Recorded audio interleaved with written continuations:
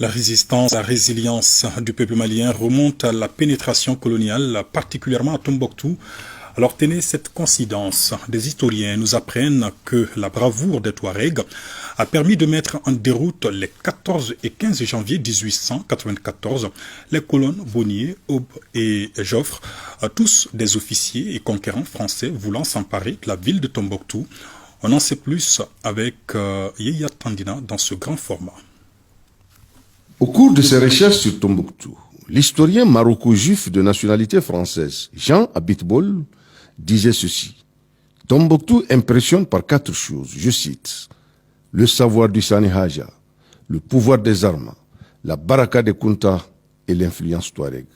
Ce dernier constat de notre historien s'agit de l'influence touareg qui se traduit par leur attachement à leur environnement vital, explique également leur farouche défense de leur terroir durant toutes les tentatives d'invasion, y compris celle de la pénétration coloniale.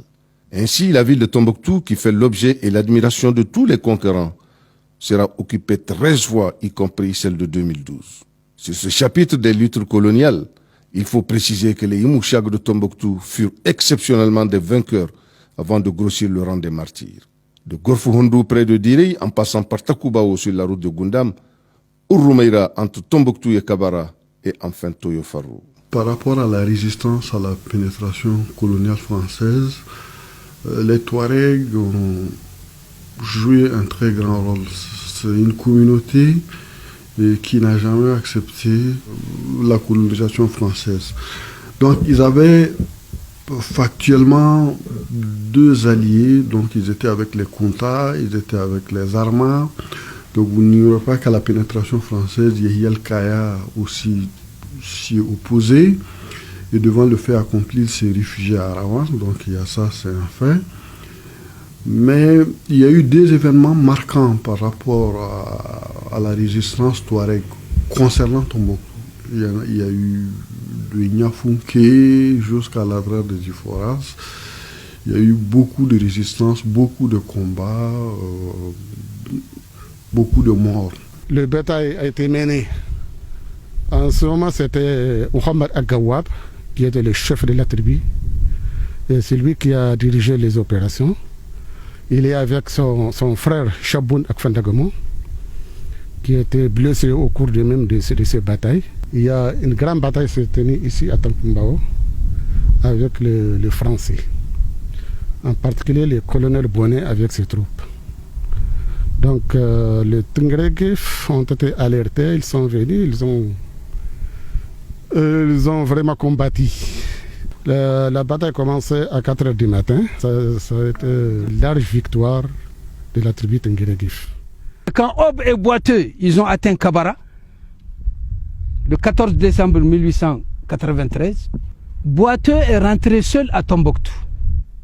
Lorsque Aube est arrivé ici, les Touaregs sont sortis d'un peu partout et ils l'ont attaqué avec ses 15 laptos. Et l'histoire dit même que lorsqu'ils ont tué Aube, les laptos se sont jetés sur son corps et on les a également achevés. Sur le tableau rare des vainqueurs issus des batailles coloniales, l'on ne peut occulter la vaillante bataille de Takoubao du 14-15 janvier 1894 et enfin un bilan lourd au détriment de la colonne Bonnier, anéantie par la tribu Tengrengef. 11 officiers, 8 sous-officiers et près de 200 tirailleurs tués.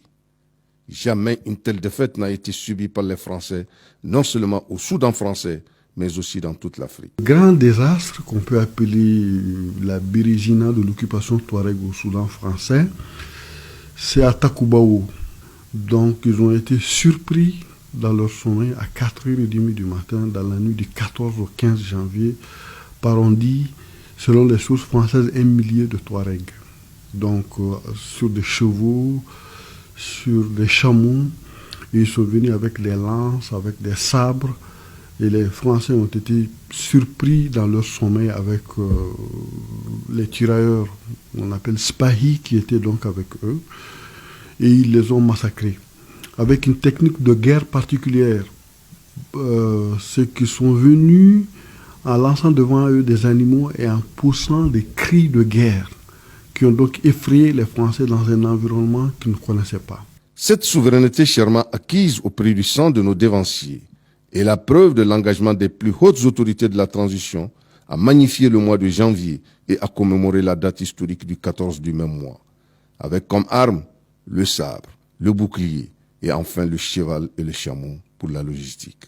On peut s'inspirer de cette bravoure, on peut s'inspirer de ce qu'ont fait ce Touareg, Tinguereguef, Kalantassar, pour dire que on est dans notre territoire, on l'occupe, on y a notre pouvoir, notre autorité et on est décidé à lutter jusqu'au bout pour conserver notre territoire. Comme disait Ahmed Baba el-Soudani, la résistance n'est pas que la violence. La résistance intellectuelle est l'une des meilleures stratégies pour la victoire.